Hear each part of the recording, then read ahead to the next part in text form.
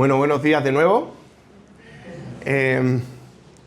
Como sabemos, estamos haciendo una serie del libro de Hechos de los Apóstoles, Hechos del Espíritu Santo. Y concretamente hoy ya por fin vamos a empezar en Hechos 2.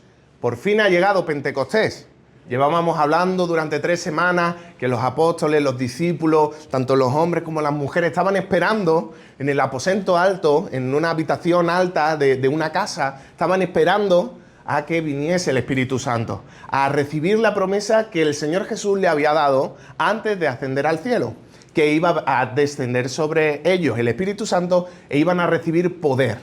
Y un poder que a lo mejor ellos pensarían que iba a ser militar, no lo sé, porque no lo dice la palabra, pero sin duda es un poder que no se imaginaban que podrían tener. Así que sin dar muchos más detalles, vamos a adentrarnos, pero antes de adentrarnos vamos a hacer un pequeño repaso de qué es lo que pasó anteriormente en el capítulo 1. En el capítulo 1, pues, el Señor está enseñando a sus discípulos durante 40 días y en ese tiempo podemos ver en diferentes partes de los evangelios, al final de los evangelios, qué cositas podría haber enseñado el Señor Jesús a sus discípulos, pero seguramente hay muchas otras que no están registradas y que no sabemos qué enseñó. Pero lo último que enseñó sí lo sabemos, que lo recoge tanto Lucas en el Evangelio como en el libro de Hechos, que es que les dio una misión, que esperasen en Jerusalén a recibir la promesa del Espíritu Santo. Están en el aposento alto, dice que están los apóstoles, las mujeres, María y sus hijos, los hermanos de Jesús. Entonces, están esperando, pero si nos ponemos a contar, quizás no son más de 20, contando a los apóstoles, a las mujeres, María, sus hijos, pero es que después nos dice que aparte habían 120 personas aproximadamente en esa casa. Yo no sé cómo sería de grande esa casa, pero la gente tendría que estar ya agobiada. Pero contando cuántos días más o menos podrían estar en esa casa, se estiman que pueden que fuesen 10 días. 40 días que estuvo enseñando el Señor Jesús y 10 días hasta que llegase Pentecostés. Porque desde la Pascua hasta Pentecostés eran 50 días. Entonces en esos 50 días llega Pentecostés. Y por fin vamos a adentrarnos en ese suceso. También antes eligen a Matías como el discípulo número 12. Número 12 entre comillas, era hasta que completaran los 12 apóstoles. Porque ya sabemos que Judas pues traicionó al Señor y perdió la vida. Y vimos las diferentes historias y lo importante no era cómo eran contadas, sino qué es lo que le sucedió a Judas, que perdió su vida porque había entregado al Señor Jesús. Ahora empezamos de verdad. Aquí. El título que le he puesto es El mover del Espíritu Santo, del Espíritu, porque ya vamos a ver cosas que nos van a sorprender a primera vista. Y dice así el primer versículo. Cuando llegó el día de Pentecostés, todos ellos estaban juntos y en el mismo lugar. Este capítulo es la continuación de todo lo que hemos visto. Ya sabemos que esas 120 personas estaban esperando a que llegase este día. Y por fin llegó. Todos ellos estaban juntos y en el mismo lugar. No se habían movido. Estaban esperando. Durante todos esos 10 días, Matías ya era apóstol, ya estaba siendo parte de ellos. Incluso supongo que estaría nervioso por esa, no carga, sino esa responsabilidad que tenía ahora como apóstol. Pero aún así, de repente vino del cielo un estruendo, como el de un viento recio, y llenó toda la casa donde estaban reunidos. Se les aparecieron como lenguas de fuego que repartidas se posaban sobre cada uno de ellos. Por fin eran bautizados en el Espíritu Santo. Bautizados no quiere decir que literalmente se sumergían, sino que es una idea para que nosotros entendamos cuál es la situación ahora de los discípulos. Ahora ya el Espíritu es el sello que marcaba a cada uno de los hijos de Dios. Ahora el Espíritu marcaba a cada uno de los hijos del Señor. Ahora ya no se pertenecen a sí mismos, sino que pertenecen a Dios, pertenecen a la familia de Dios. Ahora bien, Me voy a parar un poco en estos dos versículos y como habréis visto he subrayado viento. Quiero enfatizar en esto porque tanto en griego como en hebreo las palabras que se utilizan para viento y espíritu son muy parecidas. En griego la palabra que se utiliza para viento es noé, Noé. Sin embargo, la que se utiliza para Espíritu Santo, o las palabras que se utilizan para Espíritu Santo es toneuma, toa hagión. Hagión es santo, ¿vale? Y sin embargo, neuma es espíritu. Pero si os fijáis, se parece o tiene, o podemos ver la misma raíz tanto en Noé como en neuma. Tanto neuma como Noé vienen de la raíz que pertenece de viento, soplo, espíritu. Todas estas palabras que nosotros las traducimos eran con una misma raíz en griego, pero es que en hebreo tenían eran las mismas palabras. Entonces, vemos aquí que está jugando Lucas en Hechos, está jugando con ese juego de palabras entre Noé y neuma. Está diciendo que el viento, que el espíritu, entró fuertemente. Y es interesante porque dice que vino del cielo un estruendo, como de un viento recio, como de un soplo recio, un espíritu fuerte. Y llenó toda la casa donde estaban reunidos. Nos hace el símil el llenar por completo con el espíritu, que ahora están rodeados de ese viento recio, están rodeados del Espíritu Santo. Después dice que se le aparecieron como lenguas de fuego que repartidas se posaban sobre cada uno de ellos. Vamos a adentrarnos ahora no solo en el viento, sino en estos dos cómo. Son comparativas. En español es la misma palabra, pero adivinad qué, en griego son diferentes. En griego, el primer cómo que encontramos es de cómo el de un viento recio, que en griego es hosper. Sin embargo, el segundo cómo deberíamos intuir que sería parecido o igual es Josei. Es diferente. ¿Por qué es diferente si es la misma palabra para nosotros? Vamos a entenderlo. El primer cómo que encontramos es una comparativa casi idéntica. Es como, si nos vemos aquí en este texto, vemos que dice, de repente vino del cielo un estruendo. Y ese estruendo era como el de un viento recio. Era igual al sonido de un viento fuerte. Es una comparativa, pero una comparativa igualitaria. Está comparando cosas que son similares. Ese estruendo, ese sonido fuerte, con la del viento recio, con la del viento fuerte. Era el mismo sonido. Sin embargo, el segundo cómo que encontramos, Josei. Josei significa cómo, pero una comparativa un tanto diferente. Es como se parece, pero no es. Entonces, lo que está diciendo es que se le aparecieron como lenguas de fuego, se parecían a lenguas de fuego repartidas que se posaban sobre cada uno de ellos. Voy a traducirlo para que lo entendamos mejor, ¿vale? Para que no se nos complique. En cierta manera, el primer cómo sería algo así como el de un viento recio, perdonad, lo tengo aquí escrito. Aquí. De repente vino del cielo un estruendo, de la misma manera que un viento recio. Ese cómo lo transformamos en de la misma manera. Sin embargo, el otro podríamos traducirlo como lenguas de fuego, se le aparecieron algo así como lenguas de fuego. Claro, nosotros tenemos en mente como una llamita flotante en la cabeza de los discípulos. Esa es nuestra imaginación, no sabemos realmente cómo era, porque era parecido, algo así como. No era idéntico, pero le recordaba a esa llamita de fuego. Esto es lo ¿a dónde voy con todo esto? Lo primero es algo que es indudable, que no podemos decir que no se parece a nada. Pero lo segundo es algo magnífico, algo que no podían entender porque nunca lo habían visto. Lo primero, muchas veces habrían escuchado un viento fuerte, un viento tan fuerte que cerrase la puerta de golpe y diese un portazo. Era normal, pero nunca habían visto como unas llamas de fuego encima de las personas.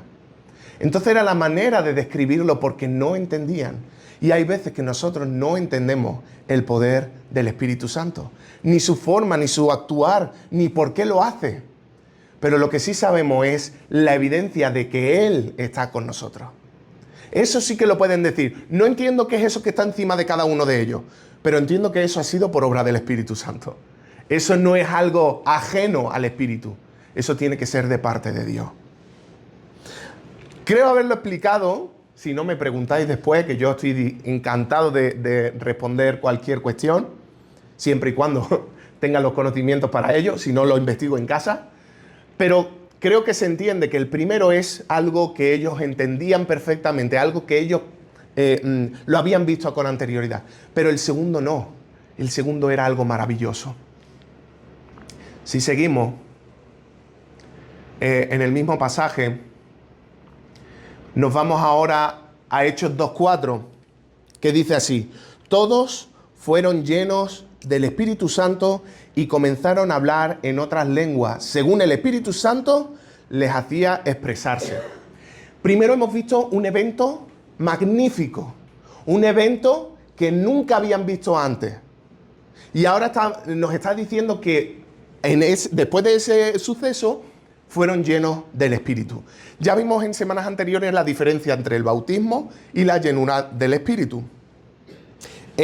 Aquí hay que entender que cuando dice todos, es todos. Y todos son los 120, aproximadamente 120 personas que habían reunidas en esa casa. Entonces, todas esas 120 personas fueron llenas del Espíritu Santo. ¿Y qué es lo que sucedió? Comenzaron a hablar en otras lenguas, según el Espíritu Santo le hacía expresarse. Es como si aquí estamos orando, estamos buscando al Señor y de repente escuchamos un viento fuerte que inunda toda la habitación y sobre cada uno de nosotros aparece algo que nos asemeja como llamas de fuego en cada uno de nosotros. Y ahora ya no estaría yo hablando castellano, ahora de repente estaría hablando yo francés y Edel estuviese hablando en inglés y Coin en alemán y Pilar en noruego, no sé qué se habla en Noruega, lo que se habla por allí. Cada persona hablaba una lengua diferente según el Espíritu Santo les otorgaba. No porque ellos lo supieran. Veremos que ellos son la mayoría galileos. O sea, ellos hablarían como mucho su lengua materna, el arameo, y quizá el griego. Estoy dando un quizá muy pequeño, ¿vale? Cada una de esas personas, de esas 120 personas, estaban hablando lenguas diferentes a la suya. Y vamos a ver por qué esto es importante. Porque después crea un revuelo. Seguimos y vemos en el versículo 5, y dice: vivían entonces en Jerusalén judíos piadosos provenientes de todas las naciones existentes bajo el cielo. Al oír este estruendo se juntó la multitud. Estaban confusos porque cada uno oía hablar a los apóstoles en su propia lengua. Vale, he marcado dos cosas en rojo. Yo hay veces que he defendido la Reina Valera 2020, la traducción que nosotros tenemos o que estamos siguiendo, pero he de decir que esta vez no le puedo dar la pegatina verde de bien hecho. Aquí ha traducido como ha querido. No es vivían. En el griego lo que está diciendo es los que habían, porque si recordamos qué pasaba en Pentecostés, Pentecostés era una fiesta que se reunía, es como la Feria de Sevilla. En la Feria de Sevilla, cuando pasa la Feria de Sevilla, no hay solo sevillanos. Los de Madrid van, los de Cádiz, los de Valencia, se reúnen en Sevilla para celebrar la feria. Lo mismo pasaba en Pentecostés. Las regiones de alrededores, los judíos que vivían en los alrededores de Jerusalén, se reunían para celebrar el Pentecostés. Era una fiesta sagrada que el judío tenía que ir donde estaba el templo para celebrar el Pentecostés. Entonces, la palabra que se utiliza en griego no es de vivir, es el verbo eimi. El verbo eimi es ser o estar. Entonces ellos estaban entonces en Jerusalén, judíos piadosos provenientes de todas las naciones existentes. Ah, vale. Porque si no, no tiene sentido el vivir en Jerusalén proveniente de todas las naciones. Bueno, vale, pero no es el sentido que está dando el pasaje.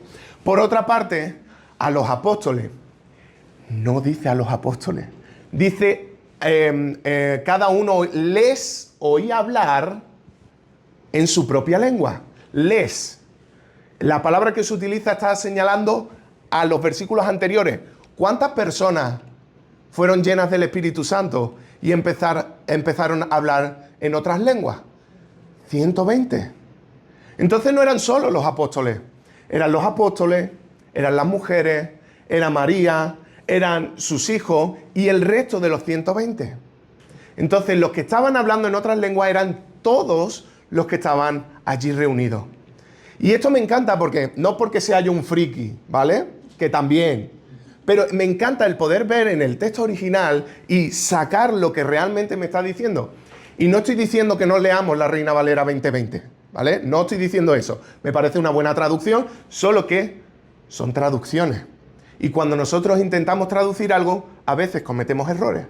Por eso es bueno que podamos ir directamente al griego a sacar lo que realmente está diciendo. Sí, pero Isaac, yo es que no sé griego. No pasa nada. Para eso estamos todos los domingos. Ya me encargo yo, en mi casa, de mirármelo tranquilamente. Y si no fiáis de mí, hay interlineales que podéis buscar en línea y se os quitan las dudas. Pero veo la importancia de ir realmente a la fuente para ver qué es lo que realmente está diciendo el texto. Ahora bien, después de haber soltado mi friquería, seguimos leyendo. Este hecho ha sido algo que ha revolucionado a todas las personas que estaban escuchando. Atónitos y maravillados, se decían: mirad, ¿no son galileos todos los que hablan? ¿Cómo pues los oímos nosotros hablar a cada uno de ellos en nuestra lengua materna? ¿Cómo es posible que ellos, siendo galileos, explico por qué enfatizan en ser galileos? Probablemente Galilea era una zona muy rústica, un pueblo, ¿vale? Y en los pueblos, ¿qué suele pasar? No es lo general en la actualidad, pero quizá 50, 60 años antes, en los pueblos no había tanta cultura, no había tanto conocimiento. Entonces, era muy raro que un pueblerino hablase otro idioma que no fuera el suyo. Esto es lo que les extrañaba a ellos. ¿Cómo, siendo Galileo, los estamos escuchando en nuestra propia lengua materna? ¿Cómo eso es posible? En Madrid, escuchar a 120 personas reunidas en diferentes idiomas no es raro, porque Madrid es como el núcleo donde viene todo el mundo del mundo. Pero allí en Jerusalén, identificarlos y decir: espérate, estos son galileos de Galilea, que viven allí, los hemos visto y tienen pinta de Galileo. O sea, que los conocen. Sabemos que esas pintas no son de Cirene, no son de Roma, son de Galilea. ¿Estos cómo pueden hablar en mi lengua? ¿Estos cómo pueden hablar en la lengua de aquel? ¿Cómo es posible? Y siguiendo dice: partos, medos, elamitas y los que habitamos en Mesopotamia, en Judea, en Capadocia, en el Ponto y en Asia, en Frigia y en Panfilia, en Egipto y en las regiones de África más allá de Cirene, y romanos aquí residentes, tanto judíos como prosélitos, cretenses y árabes, todos los oímos hablar en nuestras lenguas las maravillas de Dios. Nos está citando un montón de regiones. Y como ya sabéis que ya he dicho que soy un friki, vamos a ver el mapa. ¿Dónde están todas esas zonas? Ahí, en esa parte del mar Mediterráneo, en esa ¿cómo? Elipse, en esa parte, en esa región que está rodeada, que en el centro hay mar, se encontraban todas estas ciudades, todas estas regiones. Vemos aquí a Ponto, vemos a Galilea, Jerusalén, Judea, Panfilia, Creta, Cirene, Egipto, el reino nabateo, que eran los árabes. Vemos también Mesopotamia, los elamitas, el imperio de los partos y los medos. Vemos Asia, Frigia, Roma, todas esas zonas, Libia aquí abajo con Cirene, todas esas zonas eran las que se habían reunido. ¿Dónde? ¿Esto tiene rayos? Sí, en Jerusalén. Todas estas personas, judíos, que nacieron judíos o prosélitos. ¿Qué quiere decir prosélitos? Que eran de otra cultura, otra religión, que se habían convertido al judaísmo. Todos ellos judíos se juntaron en Jerusalén para celebrar la Pascua. Aquí vemos que lo que está en rosa más oscurito era del Imperio Romano. El que está rosita más claro eran los reinos clientes, que se llaman reinos clientes de Roma. Eran como, entre comillas, colaboradores de los romanos, que no tenían su poder como tal, pero cuidado con lo que hacían porque el Imperio Romano estaba cerca. Y por otra parte el Imperio Parto, todo esto de aquí. Todos los judíos que vivían en todas esas zonas se reunieron. Y evidentemente en Roma, ¿qué hablarían? Probablemente en latín. Vamos a verlo porque lo he investigado y ya que lo he investigado vamos a verlo. En Capadocia, Ponto, Asia, Frigia y Panfilia estaban ubicadas en Asia Menor, por lo que además del griego, los idiomas locales de cada región como el frigio y el ponto también eran hablados. En Egipto se hablaba en aquella época el copto en las áreas rurales, mientras que en Cirene se hablaban lenguas africanas autóctonas. También en Roma, ya fueron judíos o prosélitos, el latín era el idioma que era el principal. También tenían el griego, pero el principal era el latín. Por último, los cretenses hablaban cretense, una variante del griego. Es como si estuvieran hablando un dialecto del griego. Y los árabes hablaban sus lenguas semitas, el árabe. Eran lenguas diferentes y con estructuras diferentes, formas de hablar diferentes, formas de conjugar diferentes, pues el espíritu no era algo sorprendente para el espíritu, pero sí lo es para nosotros. ¿Cómo es posible que sin yo conocer esa lengua empiece a hablarla como si fuera nativo? La gente se sorprendía, no por el estruendo, sino porque escuchaban su propia lengua de parte de gente que aparentemente no tenía conocimientos. Pero es que para que el Espíritu nos use, no tenemos que ser grandes sabios, no tenemos que ser grandes personas, gente reconocida. De nuevo vemos cómo Dios utiliza a los más humildes. Dios usa a aquellos que realmente ven un corazón sano, un corazón que no quiere estar por encima de los demás. Y seguimos leyendo los últimos versículos y dice, llenos de asombro y perplejidad, se preguntaban, ¿qué quiere decir esto? Estamos escuchando maravillas de Dios en mi propia lengua, por Galileos. ¿Qué quiere decir esto? Mientras otros, en cambio, se burlaban y decían, están llenos de vino. Es decir, están borrachos. Ya me gustaría ver a un borracho que de repente habla en otra lengua. Eso sería flipante. Tenemos dos reacciones diferentes. Dos reacciones ante las maravillas de Dios. Una, el interés. ¿Qué quiere decir eso? Quiero saber más. No me puedo quedar con la intriga. ¿Qué es eso que estás hablando en mi idioma? Cuéntamelo. Quiero saberlo. Sin embargo, hay otra reacción. Esta gente está loca. Estos no tienen ni idea. Las 9 de la mañana y ya están borrachos. Lo veremos la semana que viene como Pedro se levanta y dice, que es muy temprano como para estar borracho. Hay dos reacciones. Una, el interés, y otra, el no querer saber nada. El desprecio. Pero, un momento, Isaac, pero si están llenos del poder del Espíritu Santo, ¿cómo es posible que haya rechazo, es que no pasa hoy.